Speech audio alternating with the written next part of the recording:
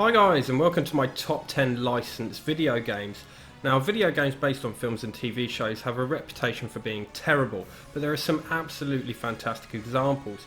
Here are my personal 10 favourites. And remember, this is my top 10 licensed games, not the 10 best licensed games.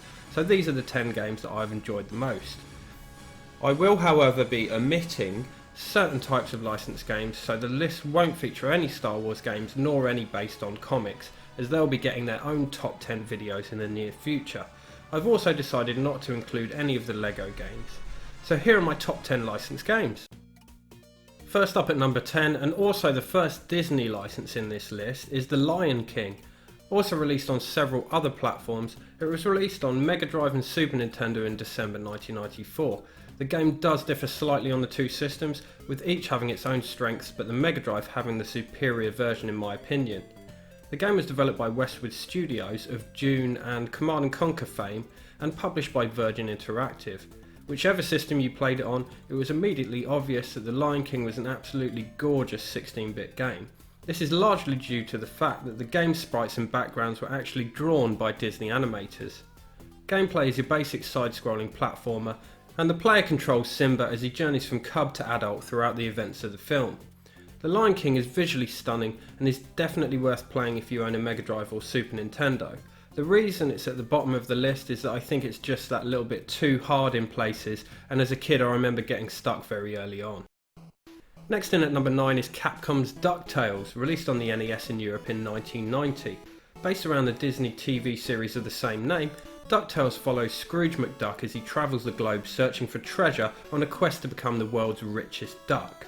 An action platformer, the game was produced by many staff members from Mega Man, including Keiji Inafune, and this was reflected in the game's quality. This led to DuckTales becoming Capcom's best-selling game on the NES, and is very highly regarded when it comes to the console's library. DuckTales features really classically fun platforming gameplay, and has great graphics and music for an NES game. I have very fond memories of playing this back in the early 90s. The game was remastered in 2013 for several modern platforms. The Simpsons is a 1991 arcade game from Konami and features lovely graphics reminiscent of the cartoon. A side-scrolling beat-em-up with up to 4 players controlling either Homer, Marge, Bart or Lisa as they battle their way through Springfield, attempting to rescue Maggie from the clutches of Mr. Burns and his assistant Smithers. One of the game's most endearing qualities is that it features many well-known locations from Springfield, including Moe's Tavern and Krusty Land, culminating in an epic, albeit coin-swallowing battle with Mr. Burns at the nuclear power plant. It also features a fantastically bizarre dream sequence level, which is woven into the narrative quite nicely. Michael Jackson's Moonwalker was developed and published by Sega and released on the Mega Drive in Europe in 1991. Based around the film, the gameplay is quite different to the arcade game of the same name and features side-scrolling gameplay similar to Shinobi rather than the arcade's more isometric viewpoint. Rather worryingly in hindsight, the story revolves around Michael Jackson rescuing children and fighting his way through levels inspired by the film's locations. The soundtrack was also taken from the film with extra tracks from his Thriller album. MJ's standard attack is his little kick move that he does in his dance routines, with extra attacks involving throwing his hat and of course moonwalking. There's a great special attack as well that makes all of the enemies on screen dance in sync. A brilliant game that's well worth checking out. Aladdin for the Mega Drive was developed by Virgin and published by Sega in 1993, in contrast to the inferior Super Nintendo version which was developed by Capcom. As with The Lion King, Aladdin features beautiful sprites and backgrounds, as again they were drawn by Disney animators under the supervision of Virgin's animation team. Aladdin is another platformer, but again features some bits that were a little too tricky for 12-year-old me. Nonetheless, the game is great fun to play and has some great music from the film to go along with the gorgeous visuals. It went on to sell 4 million copies, making it the Mega Drive's third best-selling game after Sonic and Sonic 2. At number 5 we have Teenage Mutant Hero Turtles, or Ninja Turtles outside Europe, which is another side-scrolling beat-em-up from Konami. Released in 1989, the cabinet came in 2 variants, a standard 2-player cab and a 4-player cab similar to The Simpsons. I always have a crack at the game when I see it at events, as teaming up with 3 friends is always great fun. Players take on the role of one or several of the four turtles, and the story is the usual kidnapping scenario, a staple of side-scrolling beat-em-ups, wherein the heroes in a half-shell must save April O'Neil and Splinter from the masked villain Shredder. The game features a portion of the cartoon's intro in its attract mode, and has several Turtles antagonists as bosses, including Bebop and Rocksteady, Baxter Stockman and Krang. Each turtle has different attacks corresponding to their given weapon, but gameplay can be rather repetitive as most of the enemies fought are foot soldiers. Indiana Jones and the Fate of Atlantis was both developed and published by LucasArts and was released in 1992 on several systems, although I personally played it on Amiga and DOS. A sort of sequel to LucasArts' 1989 game Indiana Jones and the Last Crusade, Fate of Atlantis is another graphic adventure that's widely regarded to have bettered its predecessor. The game uses LucasArts' SCUMM point-and-click interface and, as with many 90s LucasArts adventure games, received a talkie version on CD-ROM the following year with full voice acting. Visually, the game looks great, with the graphics and interface being reminiscent of Monkey Island 2. The plot is standard Indiana Jones fare, with Indy searching for the lost city of Atlantis, while of course being pursued by power-hungry Nazis. The Fate of Atlantis has a few features which make it stand out from other adventure games of the time, which add replay value, such as 3 different game modes, each offering different play styles. It has multiple endings, and a scoring system using IQ points. IQ stands for Indy Quotient, and tracks the player's score according to puzzles solved and objects found, etc. Robocop was released by Ocean on the Amiga in 1989, and is a port of Data East's arcade game of the same name from the previous year, although Ocean owned the license. Ocean were well known for producing brilliant licensed games at the time, and Robocop is the pinnacle for me. The game is absolutely amazing for several reasons. Firstly, the gameplay is really good fun. A side-scrolling shooter platformer, for want of a better description, Robocop looks good, plays well, features digitised voice acting, a fantastic adaptation of the film's theme tune, some great bosses such as Ed 209, and most importantly, I think it captures the feel of the film really well.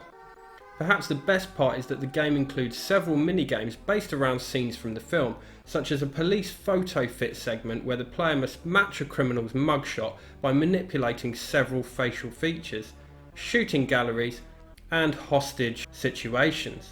All in all, a stunning game, and one I played to death back in my Amiga days. Robocop is every bit as enjoyable today. South Park: The Stick of Truth was developed collaboratively by Obsidian and South Park Digital Studios.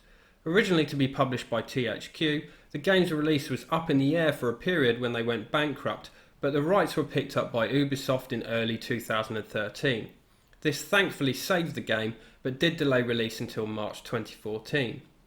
The reason the game is so good is that it's so faithful to the cartoon series. The Stick of Truth came about when Matt Stone and Trey Parker approached Obsidian, well respected for their RPGs, asking them to collaborate on a South Park RPG that would remain faithful to the show. Matt and Trey were involved all the way through development, which explains why the game captures the essence of South Park so well. In fact, the graphics are so spot on that when the missus first walked in on me playing it, she thought I was watching an episode. The game also retains the show's offensive humour, and has so many characters from South Park's past and present, with little nods and references all over the place. It really is a treat for any South Park fan from start to finish. The European version did see some censorship. In particular, several sequences where Randy is getting probed in the arse by a huge dildo, but on-screen text from Matt and Trey fills you in on what you're missing. Worth it just to experience the jokes and story, the game also features some pretty fun gameplay in the form of turn-based combat. Fights usually take place with a buddy who can be switched out once that character has been unlocked, and involves combinations of melee attacks, attacks with ranged weapons, and the use of magic.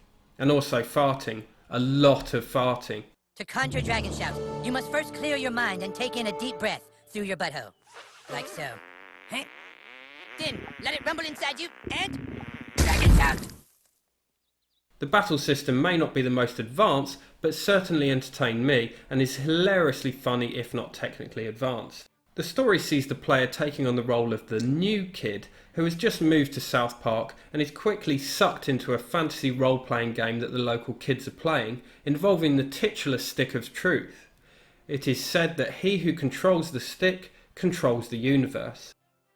The town of South Park is brilliantly realised and actually had to be mapped out geographically solely for the game because they'd never had cores to do it before.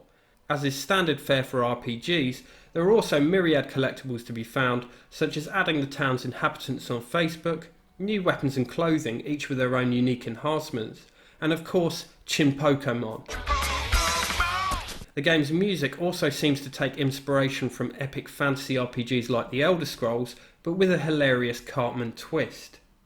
A sequel, South Park The Fractured But Whole, is due for release later this year, and this time revolves around kids engaging in a superhero role-playing game rather than the elves and wizards fantasy of the Stick of Truth. Personally, I can't wait, and I'm hoping that it'll be just as funny. And hopefully they'll tighten the battle system somewhat. In the meantime, I'd recommend grabbing the Stick of Truth. If you're a South Park fan and you haven't experienced it yet, you're really missing out. So my number one pick for top licensed game is Goldeneye. Now, Goldeneye was developed by Rare for the Nintendo 64 and published by Nintendo in 1997. Coming 2 years after the release of the James Bond film of the same name, this licensed game is unusual in that respect, and it was thought that this may cause the game to be a failure. The reality was quite the opposite, with Goldeneye receiving critical acclaim and going on to become the third best-selling N64 game. A first-person shooter, gameplay follows the storyline of the film, with faithfully recreated levels. The design team actually visited the film sets to obtain a better understanding of each level's layout. One of the most enjoyable games on this list, and certainly the one with which I've spent the most time, Goldeneye features fantastic single-player campaign as well as unrivaled multiplayer mode. One of the game's greatest aspects is that it's easy to get to grips with, but very difficult to master, with its highest difficulty, 00 Agent, being quite the challenge in some levels. A great feature is that in higher difficulties, not only does the game's enemies get tougher, but also the mission objectives get more complex. The levels are varied and offer several strategic options, and the music is atmospheric and very Bond. Some say that the game is aged terribly, but I thoroughly disagree. Yes, the game's crude polygonal graphics don't hold up today, but the gameplay both in the campaign and multiplayer modes is still an absolute blast. One of the best games ever made in my opinion, and an easy choice for my number one licensed game. So that was my top 10 licensed video games. Were any of those your favourites, or would your list be entirely different? Let me know your favourites in the comments. Thanks for watching.